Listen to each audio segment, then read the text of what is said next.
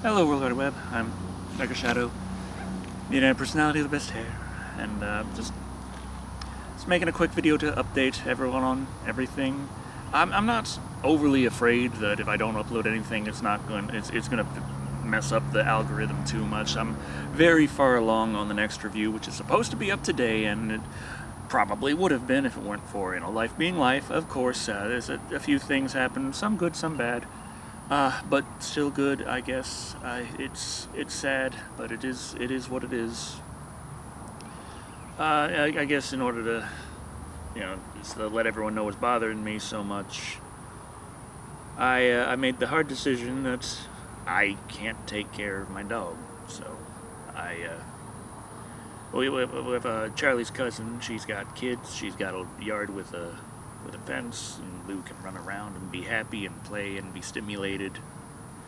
And she's watched the dog several times before, and I know Lou loves it over there, and she's always very happy. So anymore with especially trying to just stick to YouTube, I didn't have time to properly take care of my dog. She wasn't being stimulated. Her schedule was just becoming, she sleeps in bed with us at night, and then I get up, give her breakfast, walk her, and then she sits on the couch for a few hours as I do my work until dinner time, where she eats, and get up and walk her, and then I sit there and I play some video games for the evening, and she sits on the couch, and then before we go to bed, I get up and walk her, and then there we go, and that's like all she was doing. And you can tell when a dog is like could be happier, and but she's my dog. I love her, and look, yeah, it's just down the street. Yeah, I can go anytime and see her. But the whole reason I made the choice is because I didn't have time for her.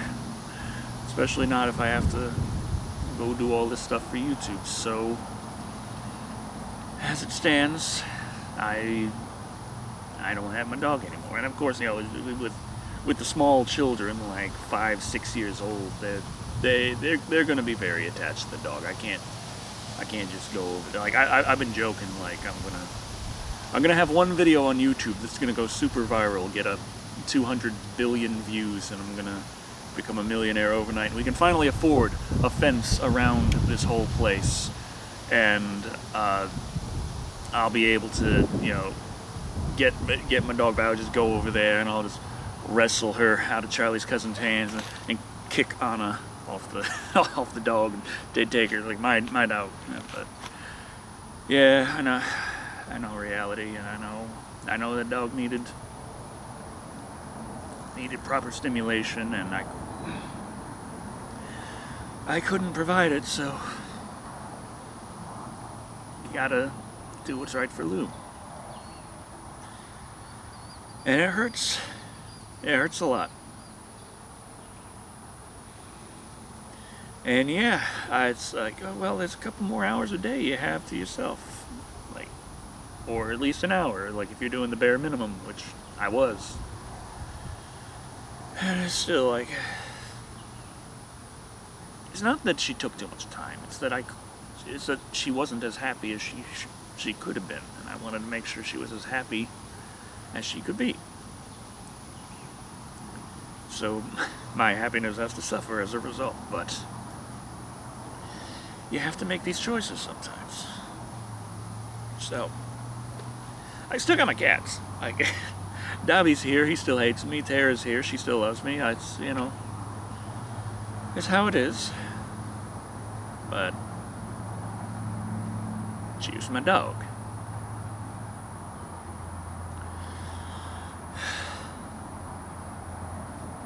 And I still have to find time to mow this damn lawn.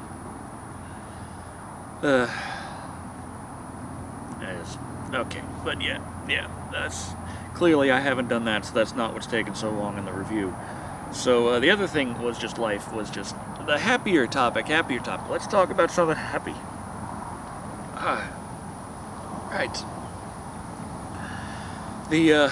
Well, before I get too far, the review, I'm trying to trying to continue a bit on the March of the Clowns, which didn't happen in March, but it's now April Fools, but there was only one video, but I want at least 2, so I'm trying to review Killjoy 2. Now, it's really short and really bad, and it's very easy to write for, but things have happened, like, the first big delay was the thing I'm saying second. The second big delay was losing Lou, and just how crappy it's made me feel.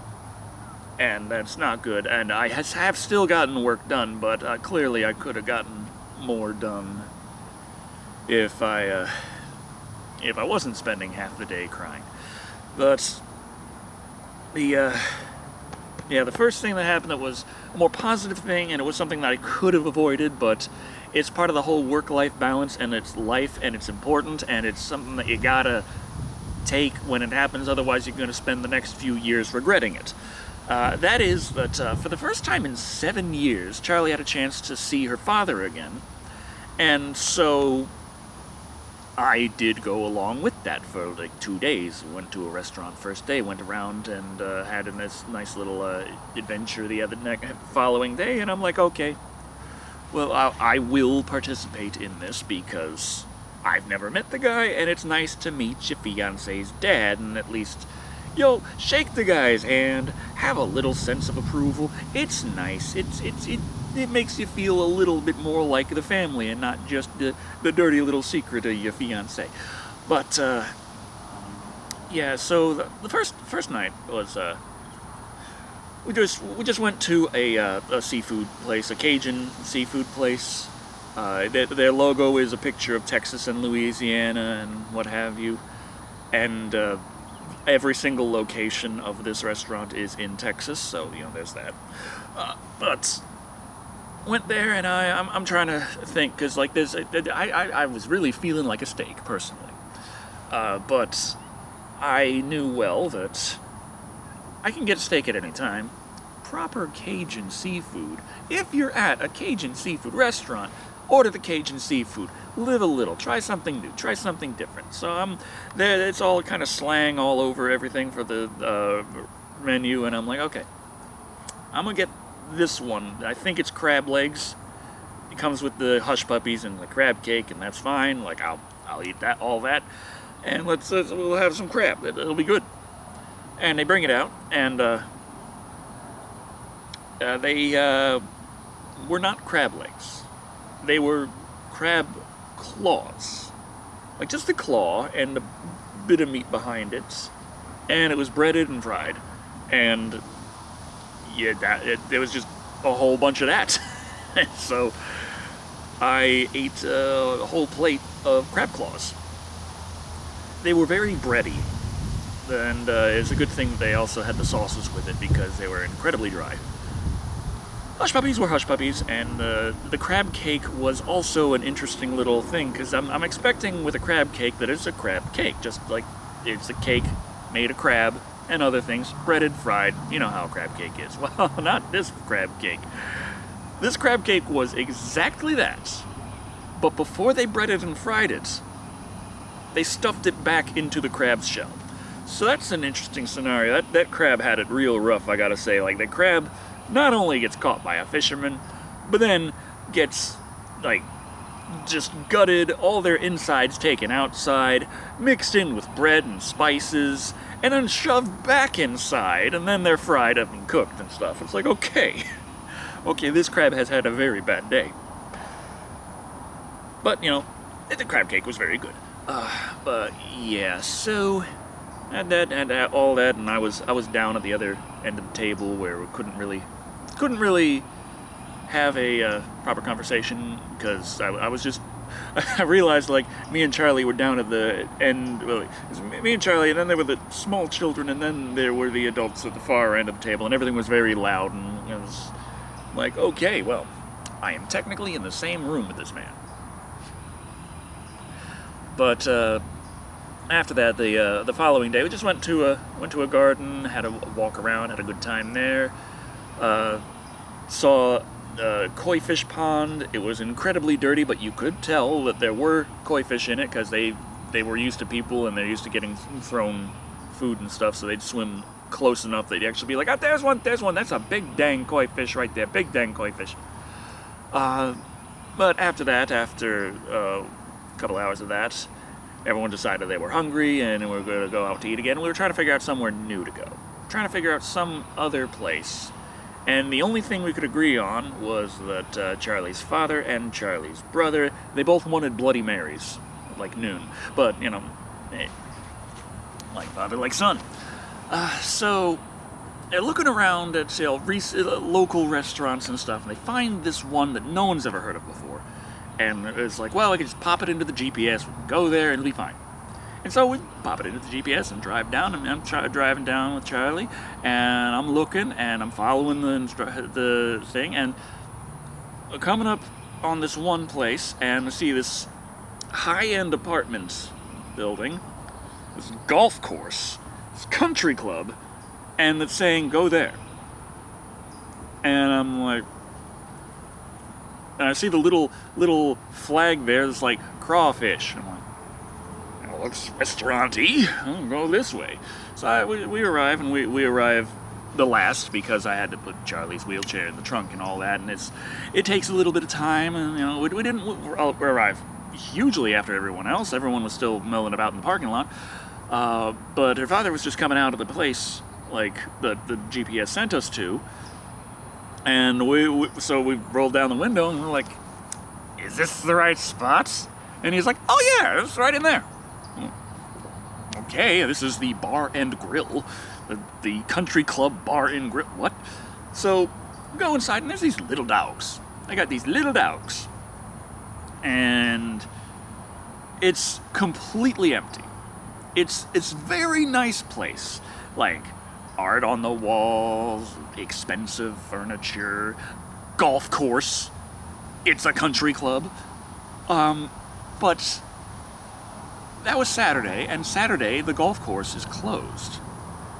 But the bar and grill is still open.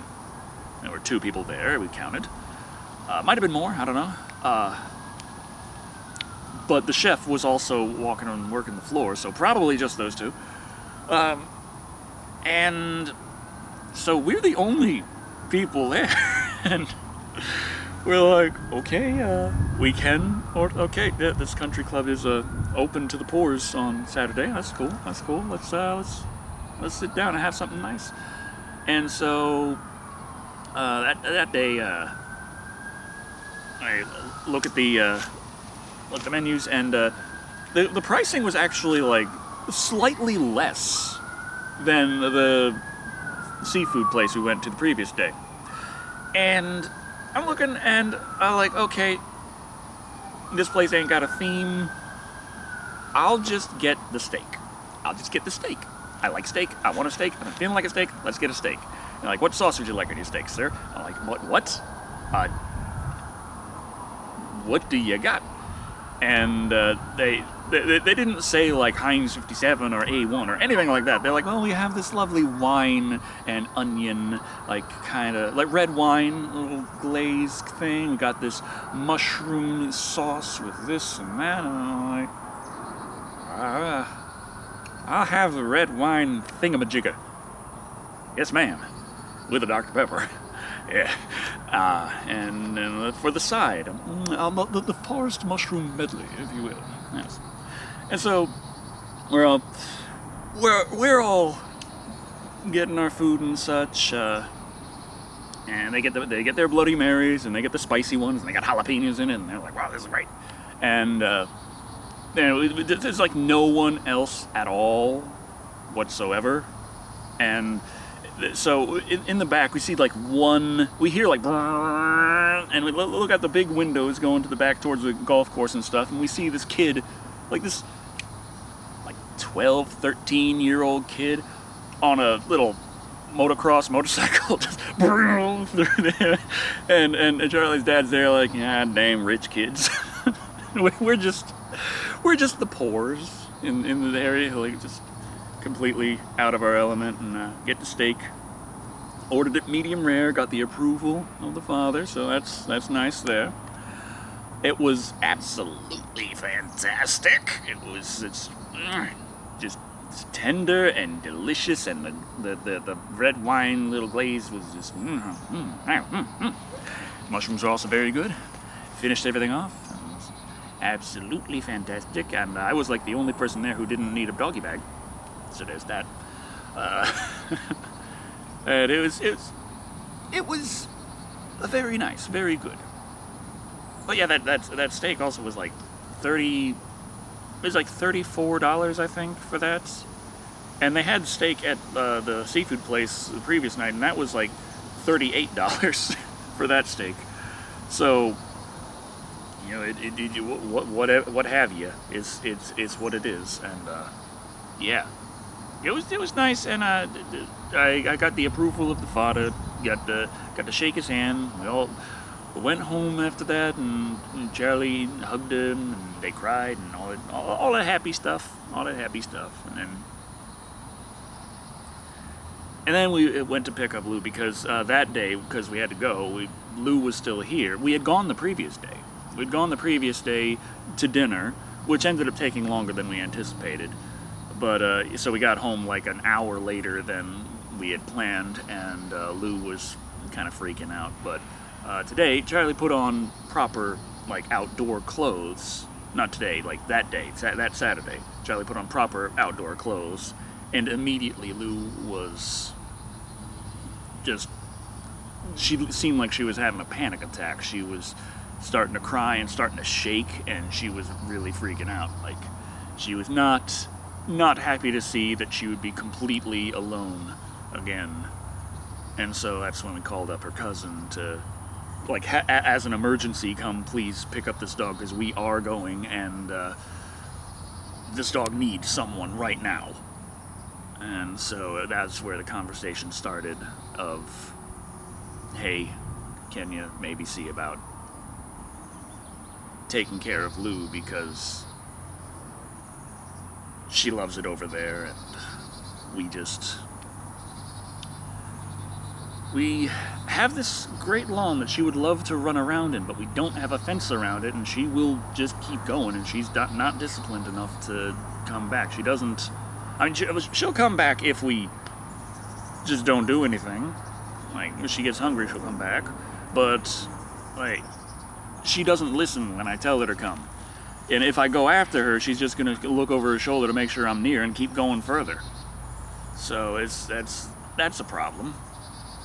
And so, yeah, in order to get a fence around here, that's expensive. Very, very expensive, I'm afraid. But it would be very nice to just be able to, like, Lou would love to run around this size yard. This is a much larger yard than Charley's cousin's yard, but they have a fence, and that's kind of important when dealing with Lou. But yeah, she doesn't have the discipline, and we don't got a fence, and it's just can't give her the exercise and stimulation that she needs. Anytime I'd be outside with her, she'd be on the leash, so she's not running as fast as she'd like, and she can run. She can run. She might be part greyhound. I know she's a hound dog, but she is skinny. I don't know if there's some greyhound mix in there, but she can run. She is so fast. She is so fast. She can run from the front door to the lake in less than 5 seconds. Like, she is a lightning little dog. She is a little zoom zoom. And then now she gets to run around outside Charley's cousin's place.